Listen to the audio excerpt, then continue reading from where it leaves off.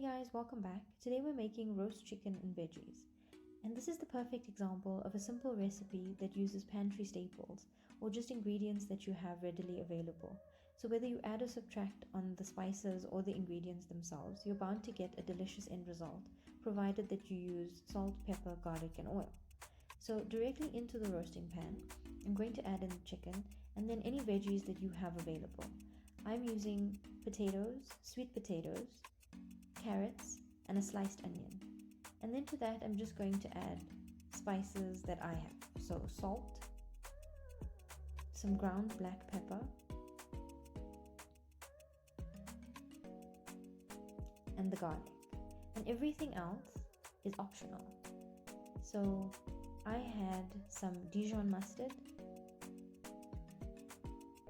some chili paste,